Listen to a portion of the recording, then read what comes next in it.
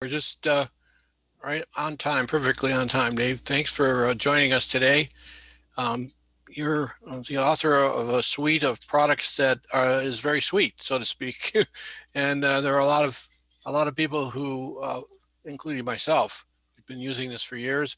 I think one of the hallmarks of this integrated suite of applications, in addition to the fact that they work very well, is that you're totally committed on a personal level to constantly improving everything. You're one of the few guys I know that's in touch with your customer base almost on a daily basis. So we're thrilled to have you with us. Um, the stage is yours. Share away and bring us up to date on the latest with DXLab. Love to have you. All right. Well, thanks very much, Mike, and thanks for setting this up, Rich and John. So I am Dave, AA6YQ. Got my license when I lived in Silicon Valley. Now live out here just west of Boston, Mass. So I'm in exile, but I'm still a DXer and love it, and have been developing software with DXLab users for quite a time.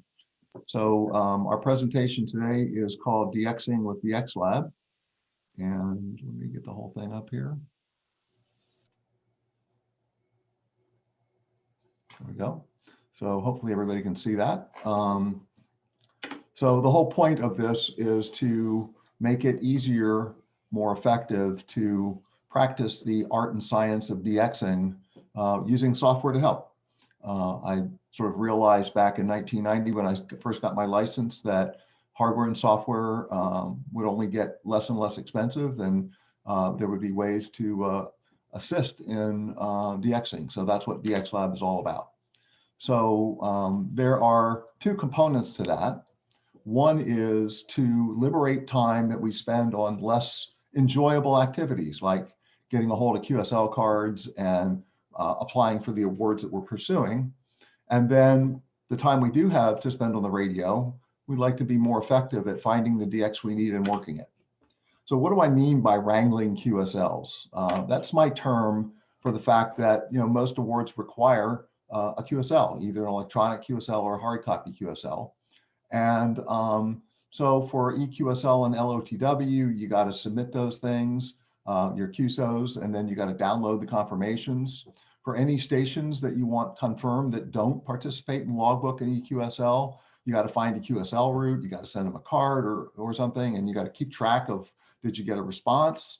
When you do get a response, you want to update your objectives, because if you've worked P5DX on 30 CW, you don't need to work it again. So you want to make sure that things are updated. And then eventually you get around to actually applying for awards by submitting your confirmations to the award sponsor, whether it's DXCC or WPX or something like that. So for electronic QSLs, DXLab maintains a database of authenticity guaranteed participants. QSOs with those participants' confirmations count for CQ awards. And you can set up DXLab so that it will automatically upload your QSOs to EQSL as you log them. And one click will download the new confirmations and update your award progress. LOTW is similar. There's a database of known participants. You can automatically upload them as you log them, so you don't have to do anything. It just, the minute you log a QSO, it's uploaded to logbook. And one click to download your new confirmations and update your award progress. There's one more thing you can do with logbook, and that is because the database tells you the date that a particular call sign last submitted, you can find QSOs in your log that should be confirmed by logbook but aren't. So what do I mean by that? Well, if a QSO partner is a participant in logbook of yours but hasn't confirmed, but has submitted QSOs to logbook after your QSO, that means that something's wrong. That means that what you submitted and what your partner submitted didn't match, because he almost certainly, or she almost certainly uploaded your QSO, but you didn't get a confirmation from it.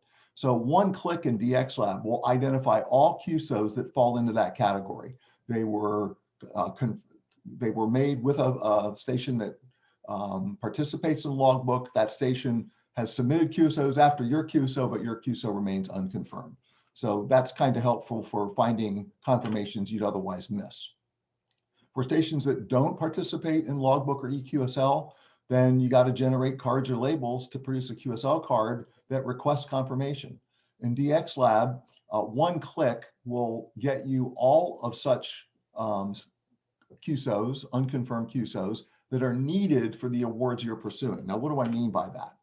Well, there's one screen in DXLab that drives this. It basically shows you all of the bands and modes you're pursuing for DXCC, and you can check off the ones you're pursuing. For CQDX Marathon, you can see I'm not pursuing that this year. I'm not pursuing WPX, but if I was, I could select the bands and modes that I'm pursuing. VUCC is a bands only award. WAS, bands and modes, you can see I'm doing the 160 and 6 meter, I'm pursuing WAS. For WAS, it's a matrix. I mean, I could decide to pursue 20 meter CW, that's a category. So you would fill out this matrix. In my case, I'm just pursuing 5 band WAS. So having identified this set of objectives once, anytime DXLab needs to know what I need, what I'm pursuing, it refers to this information. So if I click the add needed QSL cards, then I get printouts of all the outgoing QSL cards I need to request confirmations that if I receive them would advance my award progress. So here you can see I've got 4 QSL cards to a single sheet of paper. That turns out to be the most economic way to do QSL cards. You have to use a paper cutter or some other cutting device to separate them. But you can see that it will do multiple QSOs per QSL card and handles the bureau and all that kind of stuff.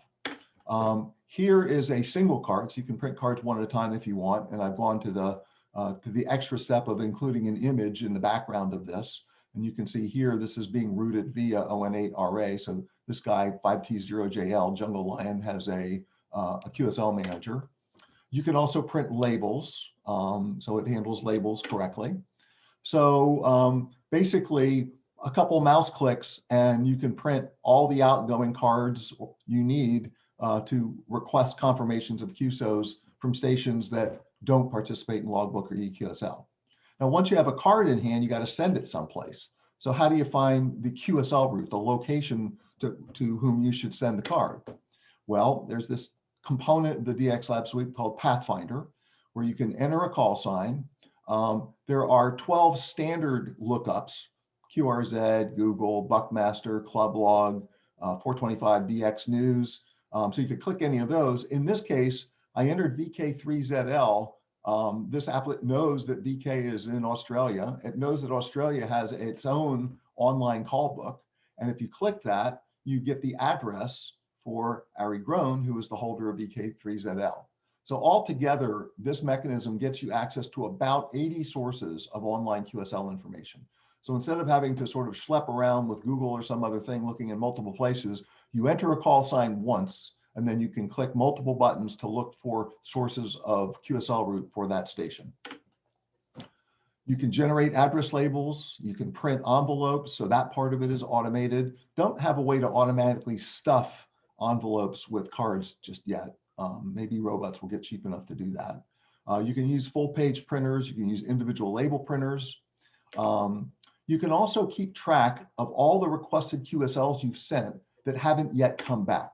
So here's an example of that report. This is another one-click report. So this is telling me that I have 1 DXCC entity band outstanding, and I have 2 VUCC grid bands outstanding, and here they are. So this is the champion. This 6 meter CW QSL with LA6SL has been outstanding for 999 weeks. I'm sure it'll be here any day now. There's another one that's been out for 500 weeks with Chile. And then this more recent QSO 2014 with 5B4YL2RR also, and that's needed for DXCC. So if anybody knows how to get a hold of YL2RR, please send me email afterwards. That would be helpful. Okay, so part of the automation we want to do is taking care of QSL cards. We also want to automate the paperwork, if you will, of submitting confirmations we've received for award credit. So like when you come time at the end of the year, you want to submit all your new confirmations for DXCC or for WAS or something. So the automation here can generate progress reports to show you where you stand on any award. And here's all the awards currently supported. I'm not going to list them all or read them all, but you can see it's everything from DXCC, IOTA, VUCC, WASP, WAE, and then a host of lesser awards. You can also set up awards for user-defined counters like Parks on the Air or Worldwide Fauna and whatever it is, WWFF. So you can do those kind of awards. These award reports give you progress on where you currently stand. So here's an example of a DXCC progress report that I printed the other day. So it's showing where I stand in terms of total statistics by mode and by band. And then it begins to show me for every DXCC entity where I stand in terms of blank meaning not worked, W meaning worked but confirmed, C meaning confirmed, and V meaning award progress received. That stands for verified. So lots of progress reports available with a single mouse click. You can identify confirmed QSOs for which award credit would advance your progress. So for example, I'm chasing DXCC and DXCC Challenge. One button will show me all the newly confirmed QSOs that should be submitted to the ARRL. And it takes into account that some QSL cards could confirm two things, both a needed mode and a needed band. So it generates an optimal submission, the minimum number of QSL cards you need to submit or LOTW confirmations in order to get the maximum bang for the buck. And it does this automatically. So one mouse click, here's my LOTW record sheet. So this is 3 QSOs confirmed via logbook that I submitted at the end of 2020. You can see they're all FT8 and where they came from. For me, here on the East Coast, 30 meters to Korea was like a lifelong endeavor. When I spoke at the International DXCC conference in 2017, this was my example of how to go chasing DX, was Korea on 30 meters. And I finally got it, but I needed FT8 to do it. Okay, when you submit confirmed QSOs for award progress, at least from DXCC and IOTA programs, they will send you back information that indicates which of those have been accepted. And DXLab will automatically update your records to indicate that award progress has been granted. So that's yet another form of automation. So we've covered all this automated QSL wrangling and automated some award submission stuff to make more time. So now the question is, how do we go about making the time we spend DXing more productive by finding the DX we need and by working the DX we need? So to do that, first, I need to tell you a little bit about DXLab because I haven't really done that. So let's talk about what it is and how it's organized. So the drivers are, first and foremost, user-driven iterative development. What's that mean? That means that I work directly with an online group that's open to everybody. Right now, there's more than 4,700 people in it. I think of them as product managers. These are people who report defects, who suggest new ideas, who help with documentation that I collaborate with continuously. And that collaboration, the highest priority is to answer their questions. The second highest priority, from my point of view, is to repair any defects that they might report. And my goal is to have them repaired within 24 hours. Right now, as I sit here, there's exactly one reported but uncorrected defect. And I've actually corrected it, I just haven't released it in a public release. So I'm not big on letting defects lay around. I think that makes a product harder to use. It makes it harder to have discussions with people because people want to focus on the defects. So I just fix them as soon as they're reported and keep it that way. With respect to suggested enhancements, the best thing in life in building DXLab is when someone suggests something that is highly valuable to a lot of DXLab users and I can implement it in half a day. Those things just bubble right to the top of the list, and I can't wait to implement them. That's what this whole collaborative development mechanism is, and then I provide that user or a couple other users with a new version that has that enhancement in it. We beat on it for a couple of days, and then we make it publicly available. So there's just a lot of new releases coming out all the time as we do this collaborative process and as we repair defects. All the enhancement lists are public. So if I don't immediately implement an enhancement, it goes on a list and it's there for everybody to look at. And occasionally people go back over the list and say, hey, you never did implement X. You might think about doing that, and we'll reprioritize it and take a look at it. Well, Number two, this is hard, making something both powerful and easy to use. Obviously, the less functionality something has, the easier it is to use. On the other hand, it doesn't do a whole lot, so what's the point of spending time using it? So I try and bridge this gap by making things as intuitive as I can, but as you'll see, complementing it with very comprehensive documentation so that people can use the easy subset quickly, but they can take advantage of the additional power over time. From the name, you would certainly guess that DXLab is primarily for DXers, but more than I expected, there's a lot of casual operators who use it. There's also a lot of contesters who, after every contest, export their QSOs from M1MM or whatever other contesting program they're using and load them into DXLab, where they can do all of their QSLing, and maybe they do some DXing in between contests. So that's pretty popular. It runs on Windows. These are the old things it still runs on: NT, 2K, XP, Vista. These days, almost all users are on 10, a few still using 7 and 8. You can run it on a Mac in a virtual machine, and you can do the same on Linux. I don't think a lot of people are doing that, but you can do that if you really want to. So now, what's the architecture of DXLab? This is the high-level view. It's 8 free applications that you can run individually. You could just, if all you want is rig control, just run Commander. But if you run more than one, they automatically sense each other's presence and they begin interoperating without you having to do anything. So if you run the logging program and the transceiver control program, then the logging program will automatically get your transceiver's frequency and mode from the transceiver control program without you having to do anything.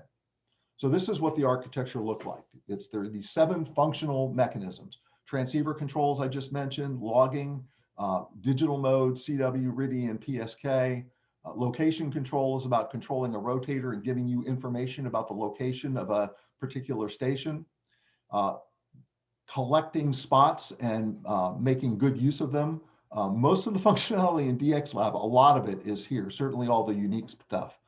Finding QSL routes, we actually looked at, and being able to forecast propagation. So these are the functional elements, the 7 functional components of the suite, each of which can be used individually, but sense each other's presence and work together.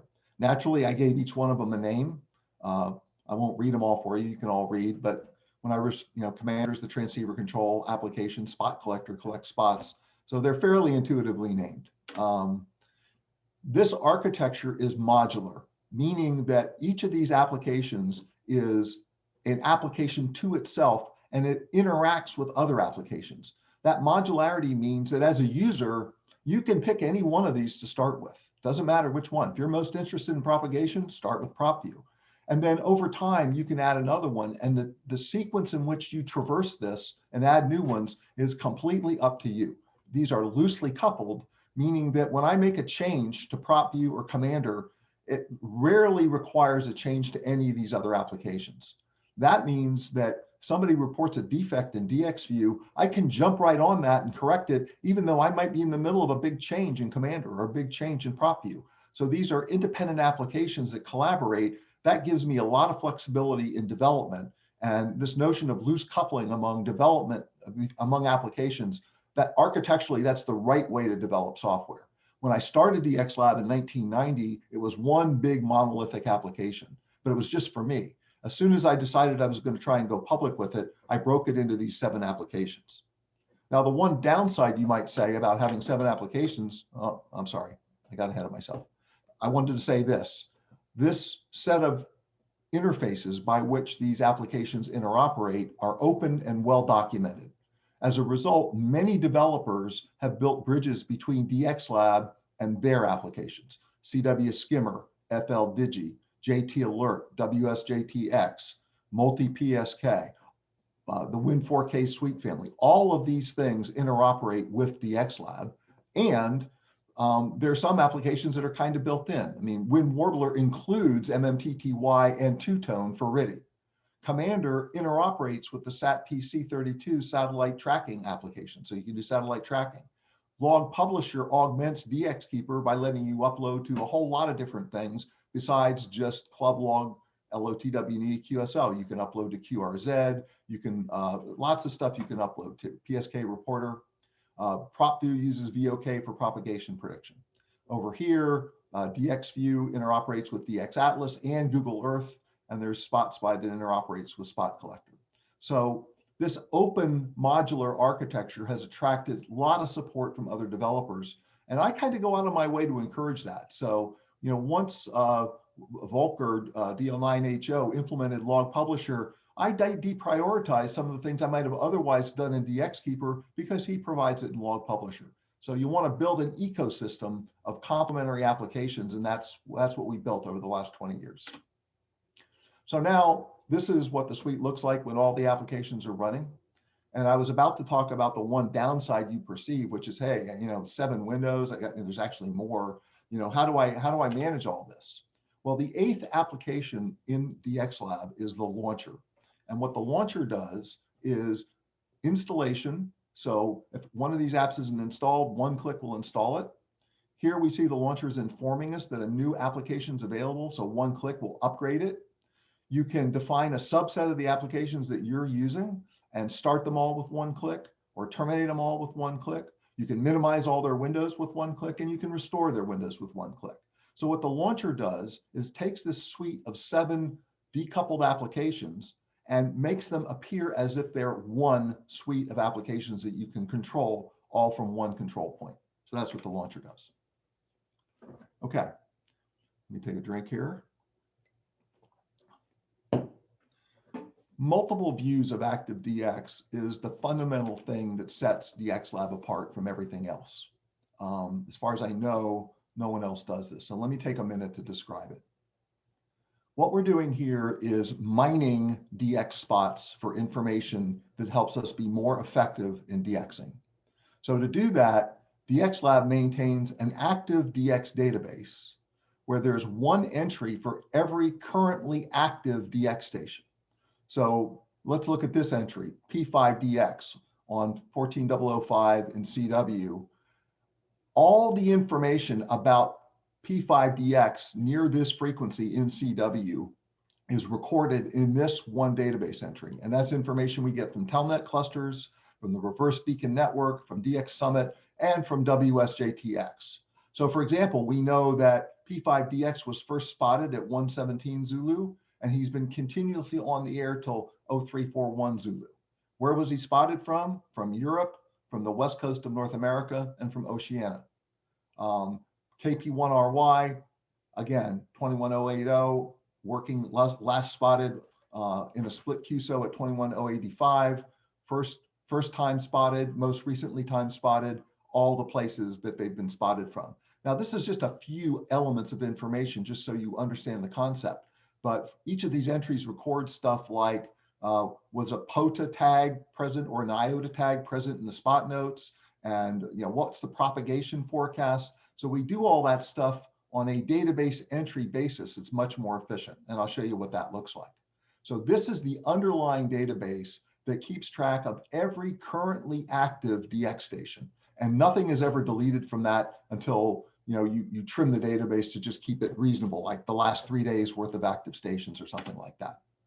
So the ActiveDX database tells us what stations are currently active, currently QRB. Propagation prediction is built into this so that for every active DX station, you can optionally say, generate a propagation forecast, and it will do that. So this allows you to answer the question, what currently active DX stations can I likely copy based on a VOA cap propagation prediction? We'll see the details of that. Over on the other side, your log has all your log QSOs, but in order to provide the support you need as a DXer, it also maintains small database tables that you're not aware of that keep track of everything you need for the awards you're pursuing. So I'm pursuing DXCC. This table knows every band and mode, entity mode that I need for DXCC, meaning a confirmation would advance my award progress or just a workstation. Same for IOTA, leaderboard, marathon, all these awards. So this answers the questions, what QSOs and QSLs are needed for the awards I'm pursuing based on that table I showed you. There's the logbook database and the EQSL database. So this lets us know which of these active DX stations, QSL via logbook, QSL via EQSL. And now, given all this information, we have the concept of a view generator. Now, for those of you who've done database work, you know exactly what I mean here, but the terminology here is a view of this information is a subset of that information. It's the subset of information you care about in a form you care about. So this is the first easiest one to show. It's a tabular view. So let's look at that. So this, each entry we see here is an active DX station. So here's TA7I, first spotted at 1919, last spotted at 1919. So only spotted once, isn't operating split, is in CQ zone 20. Here's the grid square. Only been spotted from Europe.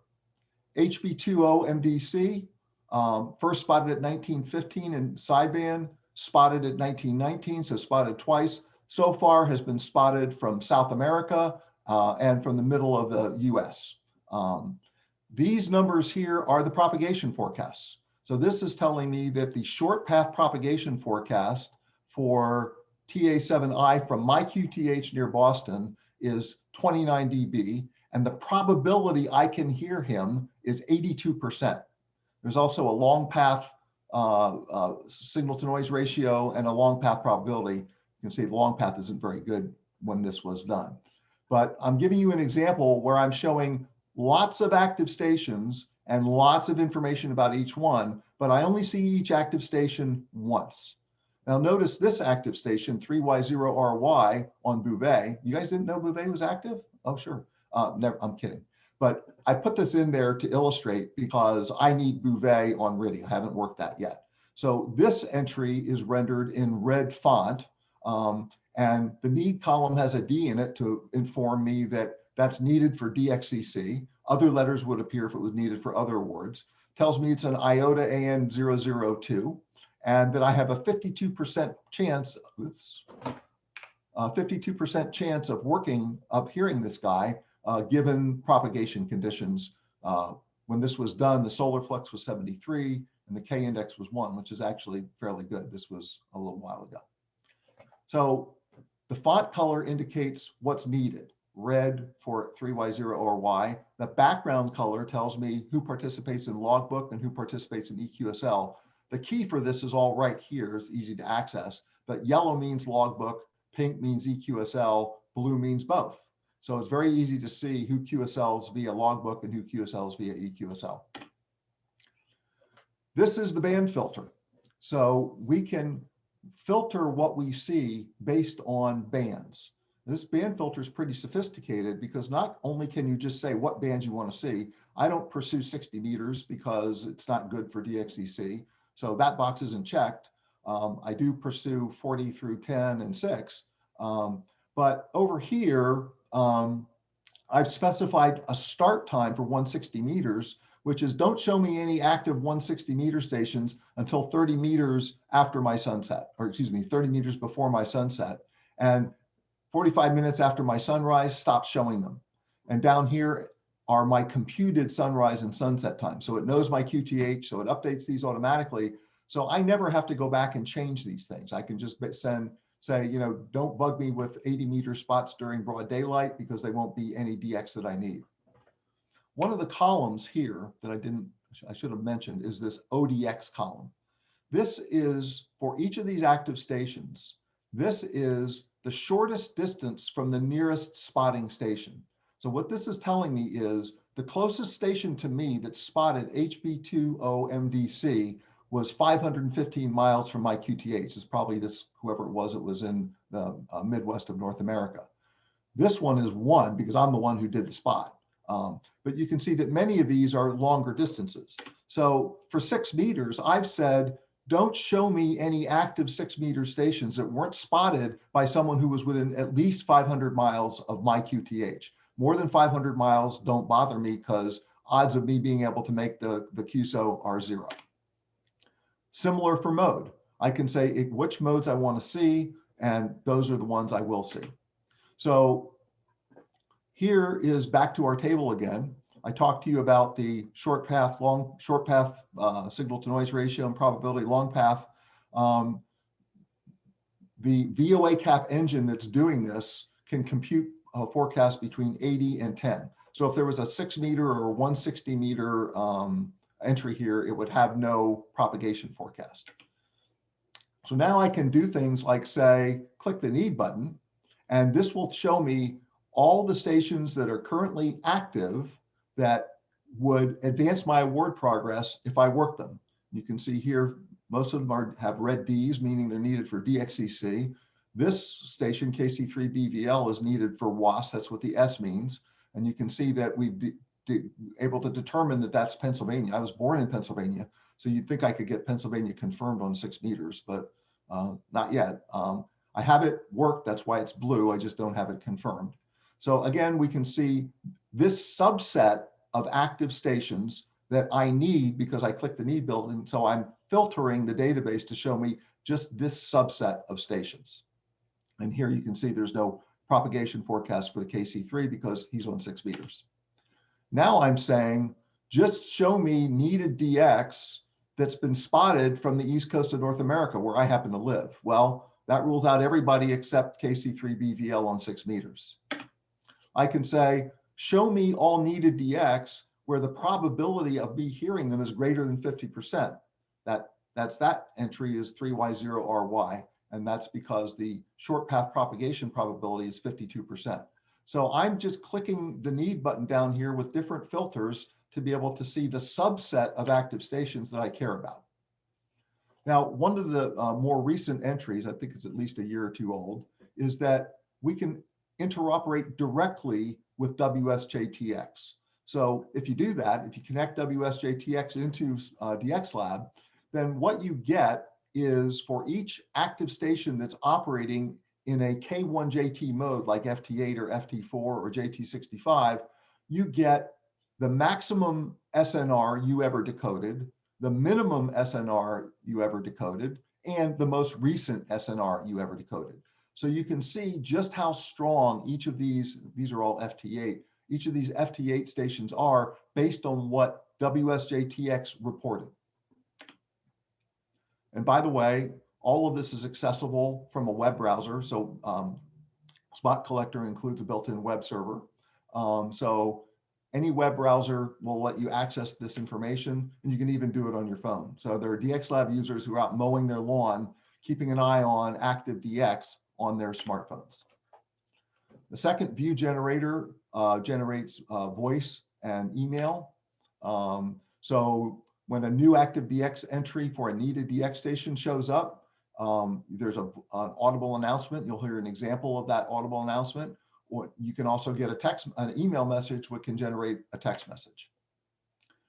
A third view is to take the information from this active DX database and project it on a world map. So here's a simple one. We're just looking at all the different active DX stations, and the arcs show the arcs show the signal path. So these little black dots is a spotting station, and the big red dots is an active station. So here's a station in Brazil that spotted a station in America. Here's a station down in the south of Argentina, spotted a station, I guess that's the Azores. So you can just with a visual glance see what's open on what we're looking at. We can independently filter this. So for example, that previous diagram was built with all of the bands active, 160, 80, 40 through 6 meters, and with all the modes active. If I get rid of everything except 160 and then look at that view, now I'm just looking at 160 and what's active. So it's very nice to be able to home in on a particular band. And in fact, you can set it to just automatically follow your transceiver band. So when you change bands on your transceiver, this view would automatically update to show you the active DX stations and spotting stations on that particular band. In fact, there's a function in DXLab. This is one of my, typically when I get in the shack in the morning, this is the first button I click. It's called Scan DX, and it does this. On 160 meters, on 80 meters, on 40 meters, on 30 meters, on 20 meters, on 17 meters, on 15 meters, on 12 meters, on 10 meters, on 6 meters. So that's an example of DXLab's voice announcement capability when announcing a new DX station. There it's announcing for you the propagation, the actual propagation on each band. So it's a way to immediately see what the state of the world looks like. Here's a 6 meter opening projected onto DX Atlas, which is a very nice mapping program with zoom and pan. You can also project onto Google Earth. So here's that same 6 meter opening zoomed into Europe. You can back out, here's 12 meters on Google Earth, and you can rotate that around and look at it however you want. So lots of different ways to see what's going on from a world map perspective. Another form of view is the Bandspread view. So this is showing all the active stations near your transceiver frequency. So when I did this, I was on 14080, and you see I have the range set to 10. So I'm seeing DX stations 10 kilohertz on either side. I guess it's 5 kilohertz on either side. And with a standard background for LOTW and EQSL, and if one of these was needed, it would be in red. We can also display that same information on Spectrum-Waterfall views. So all the recent ICOM radios, 705, 7300 up to 9700, have the capability to report Spectrum-Waterfall data. So we can provide a nice view here where you see the spectrum and the waterfall, but also all of the active stations, again, color-coded for need and participation in logbook and EQSL. This actually gives you capabilities that are more sophisticated than what the radio gives you in terms of fixed and centered and zooming in and zooming out, but we can't go through that in 45 minutes. Do the same thing if you have a flex signature radio. We can display call signs on the Flex Radio Smart SDR pan adapter, again, color-coded for need. P5DX is orange, and this it's really red, but the needed P5DX and stations that participate in logbook in yellow. And this next one is brand new. In fact, the DXLab users who are seeing this for the first time, except the one who's actually testing it, are a little surprised. This is something I wanted to do for a long time, to be able to provide a waterfall band map that will work with pretty much any SDR, any software-defined radio. Steve N2IC developed one of those as part of N1MM. N1MM and DXLab share a lot of common protocols. I did this using a $200 SDR play to generate this spectrum view. But you could use whatever SDR you want as long as it supports XDIO. You can drive it off an antenna, or you can drive it off the IF of your transceiver if your transceiver supports that. So this is a brand new kind of thing that Steve Jobs would say, one more thing, but I did it in the middle, so I can't do that. All right, we're getting towards the end of views, but this is an important one, the propagation view. This shows you the information about active DX stations, but it's graphed band versus time. So we can see from my QTH, when was 160 meter open, 160 meters open, not very much. When was 80 meters open? Well, not a whole lot, but between 0 and 11, 40 meters was open here, but it was pretty popular around 04Z. As we go up the frequencies, we can see more and more activities, all the way up to 10 meters and 6 meters. So this is a very nice way to visualize when bands are open by filtering the database display. And we'll see that in a minute. And then finally, the WSJT-X view. I showed you earlier that WSJT-X interoperates with Spot Collector, and we collect all this information. But we also use that information to make WSJT-X show you more information than it would otherwise. For example, here it's showing VU3 ESV is needed because I haven't worked that, I guess, on whatever this was, 40 meter FT8. So there's a couple of VUs here that I need, and UN and a V, whatever. So the point is that the same color scheme in terms of identifying stations that QSL via Logbook of the World and EQSL, identifying stations that if worked would give you advance toward your award goals, is applied in WSJT-X when it's interoperating with DXLab. So that's completed our view of all the different views that DXLab supports. So now how do we use that to find the DX we need and work the DX we need? So if I just push this need button down here and say, show me everything that I need right now that's on, I get a lot of stations. A lot of them are in red, meaning that they would be worked for the first time. And if you look, you'll see that they're all in FT8. A couple of them are in purple, meaning that they're worked but not confirmed. Well, why are all these FT8 things needed? I mean, there's some interesting targets here, but why? Well, you look and you see that, like for ZC4GR, one right click will tell me that digital status, UK bases on Cyprus, I've not worked it in digital mode. Well, what does that mean? When I first did DXLab when I first took it public in 2000, I was working with Peter G3PLX on PSK31. And I thought it would be a really great mode for DXing. So even though there was never a PSK31 category for DXCC, I added a PSK31 mode right here so that people could aspire to work every DXCC entity in PSK31, as well as the usual DXCC objectives. Well, a couple of years ago, I generalized that. So instead of it being fixed on PSK31, you could pick any digital mode you want. I picked FT8 and say, yeah, I want to do all the usual DXCC objectives, but I want to work every DXCC entity on FT8. So consider those needed. So that's why when I did this, needed thing, there's still a lot of stuff I need on FT8. I'm only at about 222 countries in FT8, so there's a lot I need. Now ZC4 looks pretty interesting. I can look in my DXCC award progress tab and see that I've worked it a lot of places, but I haven't worked it in FT8. In fact, the FT8 column here, I haven't worked it on any band at all. So, before I go jump on that, this FT8 stuff, let's see if there's any other stuff I need in CW or SSB. So we go to our mode filter and we uncheck the FT8 box. So now we only see the needed the active DX that's needed that isn't in FT8. So some of it's in CW, some of it's in SSB. So all of it's on 160 and 80. If you look at the band column here. EZ1WS doesn't count for DXCC. EZ isn't doing ham radio right now. Trying to do SSB on 160 is not my, or I guess 80, is not my cup of tea. I mean, I'd do it if I had to, but most of these were spotted long after my sunrise.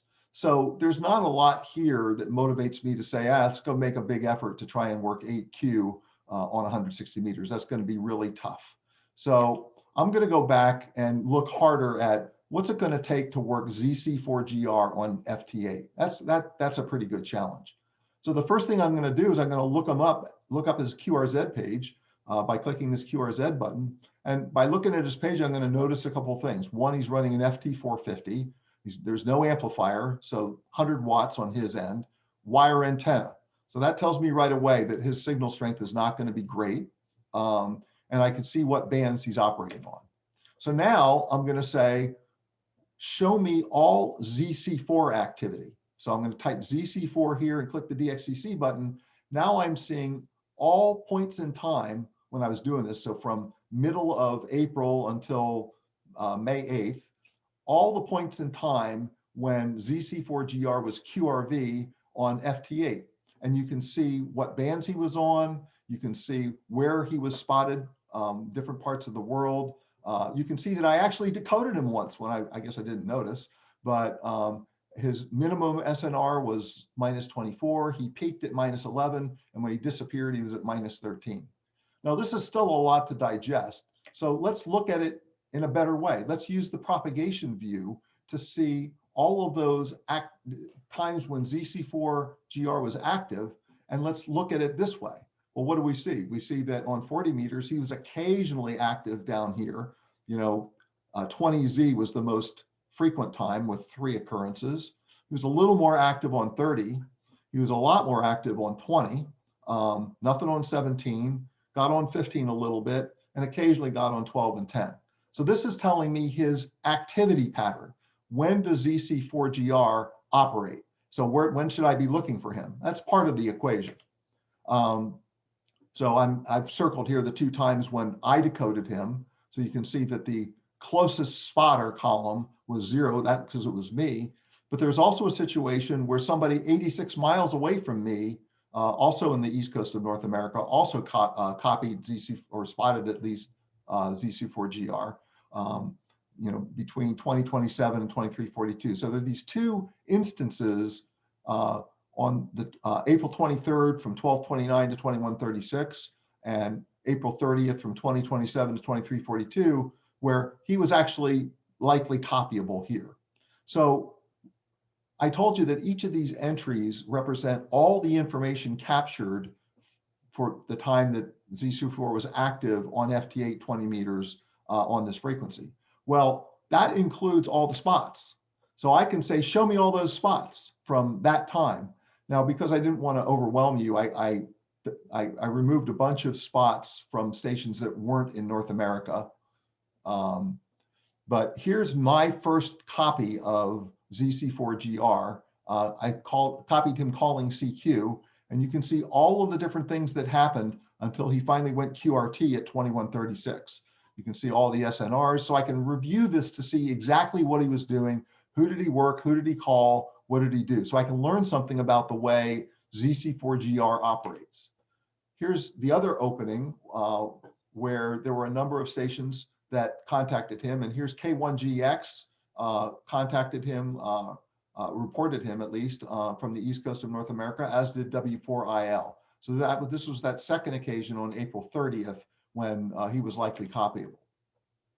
All right, well, let's look at those two occasions when us East Coast stations could copy ZC4GR. What was the solar flux and what was the geomagnetic index? So DXLab shows you that. So it goes back in time. I did this on the 8th, but it has a full month of past propagation data. So we can see that the solar flux was pretty good. It was somewhere in the range of 84 to 76, so it fell during the day. And here it was in the range of 76 to 72.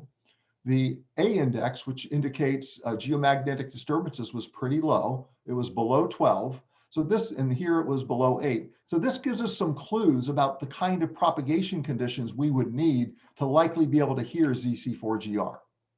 The next thing I did was ask DXView to tell me if there were any upcoming gray line openings.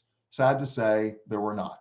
So if there were, they would be here and you'd see them with the start time and the end time, but never ever is there a gray line opening from near Boston to Cyprus.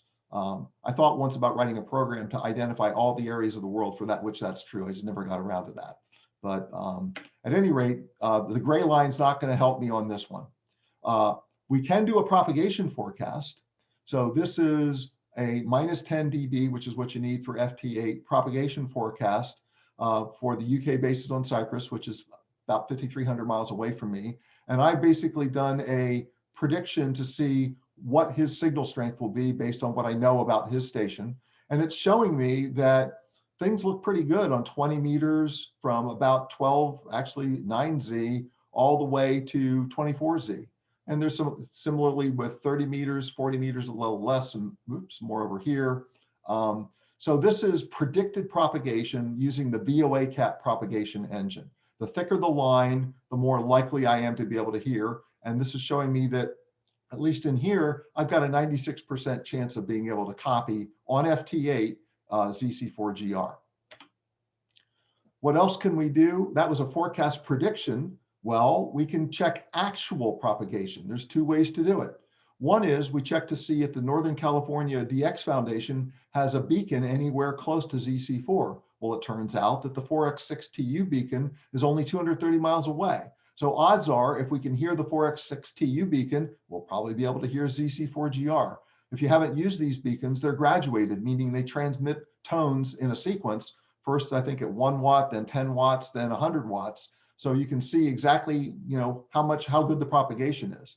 So PropView, part of DXLab, includes a propagation monitor where you can select the beacons you want, and it will automatically create a beacon schedule for you and advance it every 10 seconds. If you want to click this QSY box, it will actually QSY your transceiver to automatically follow the beacon schedule. So this is a way of checking propagation by actually listening to stations that might be in the vicinity of the station you're trying to work. Another way to check actual propagation is to define a set of countries that are near the country you're trying to work. I mean, not a lot of active DX in ZC4. There's only one station who's QRB, ZC4GR. But ZC4 is very close to Cyprus, 5B4, Turkey, TA, Lebanon, OD, Israel, 4X, and Egypt, SU. So odds are, if we're copying stations in these DXCC entities, there's probably actual propagation to ZC4. So maybe what we want to look at is all active DX spotted by stations less than 500 miles from my QTH in any of these DXCC entities. And this is the filter expression that will do that. So if I apply this filter expression to my tabular display, this is what I get. I get the couple ZC4s where I actually did copy, plus a bunch of stations in Turkey, Israel. You can see all the different stations that are near ZC4. In fact, quite a few of them I copied in FT8 while this was going on. Now, again, there's a lot of data here. How do I display it in a way that's more useful? Well, let's use the propagation view. So let's set this up so that we analyze all the stuff that's in this tabular display, but we do it using a band versus time layout. And now we see some real concentration. Now we see that 40 meters, it's between 20Z and 02Z, a little bit of 30 meters here, but propagation on 20 meters really peaks to that area of the world around 21, 22Z. So Dave, I'm going to interrupt just for a minute. I don't really want you to slow down, but I'm looking at the clock and we're kind of getting to the point where we're going to have to, and there are lots of questions waiting for you as well. Okay. Well, I'm pretty close to a stopping point. Okay. Okay. So, I won't get to all 113 slides, but we'll get close.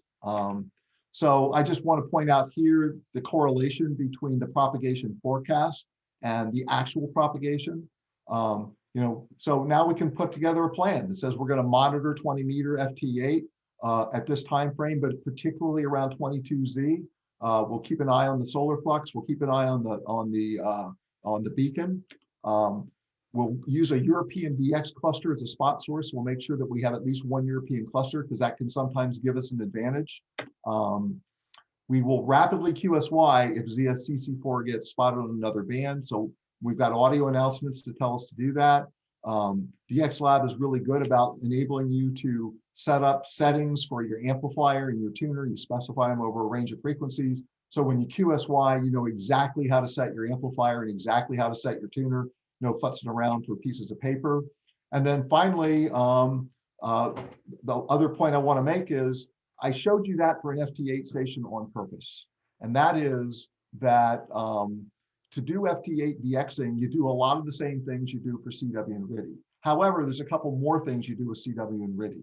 You would blueprint the band, which means generate local spots. So as you're sort of patrolling the band, you run across a station, SV3AQR, you generate a local spot for that. It gets displayed with between angle brackets to clue you in that you spotted it for yourself. But as you identify stations while you're on patrol, you can spot them so that you know what they are when you run across them. Because DXLab keeps track of the QSY frequency in a split frequency operation, double clicking will set both. And if you don't have a rig with dual receivers, you can use a pan adapter to rapidly locate the listening frequency. So I won't go through that in great detail. So we've covered, I think, all this. We talked about the introduction, how to find the DX you need and work it. We use ZC4GR as an example. All this stuff is comprehensively documented in both HTML, PDF, and updated every time we do a new release. There's also lots of task-oriented documentation. If you want to learn more about this, www.dxlabsuite.com. It's free. There's no advertising. It's just something we do because we like doing this stuff. There's the screen, and we're done. So you said you had a couple questions?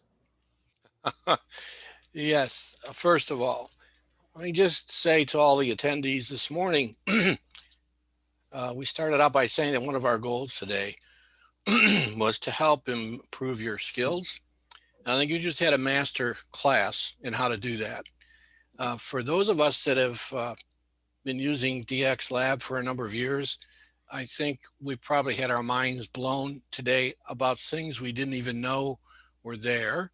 And for those of you that have never touched DXLab, your minds are probably blown, in general. But what you need to do is, and you can see it, the reason that this app suite of applications is so successful and so popular is because of the man that you're looking at on the screen right now. It's because of Dave's personal commitment. You can tell he loves what he does. He's good at what he does. So when a guy like Michael Rowetter, whose call sign is Whiskey United Delta, types, why should I change from Ham Radio Deluxe to DXLab? Because of Dave Bernstein, because of this man right here. We can spend a few minutes with some questions. Or it might be best to just forward the questions. Yes, that's kind of where I was going. There are a lot of questions, and I think the best thing we can do is give you those and give you a chance, because I know you'll respond to them. They're all. Do they have email addresses associated with them? Yes, we can provide you, because we have the names of all the people who are online right now. Okay. Well, it would have been better if everybody could have heard all the answers, but I understand. I mean, tried to go as fast as I could. It's okay. Don't apologize. We really Too many features. Exactly. You did a wonderful job of educating us, and there are people who are going to be much better DXers because of this. We thank you so much for the commitment. And by the way, Dave has sent his slides to me as a PDF, I think, and we're going to post those on the NCDXC website. So on the page, on the IDXC page. So you're going to have a chance to download this and kind of go through this slide by slide, look at things up close and personal. And I know from personal experience that he's available for any questions that you might have as well. So my email address is my call sign AA6YQ@ambersoft.com, AMBERSOFT.com. So if you wanted to ask a question and didn't, don't hesitate to send me email. I will answer every incoming email. And he does. We can't thank you enough. This has been just an awesome hour. Thank you so much for taking, I know you have a busy weekend because you're involved in a lot of other volunteer duties. So thank you for this tremendous presentation today. I think it's one of the highlights of our whole convention today. Well, I enjoyed it. Big round of applause for Thank you very much for the invitation. I love doing it. And any local radio clubs that would like to focus in on some subset of this, happy to do it. Just don't forget what he just said. If you want to invite him to give a presentation to your club, he'll do it. Yep. That's a wonderful offer. Yep. All right. Thank you very much.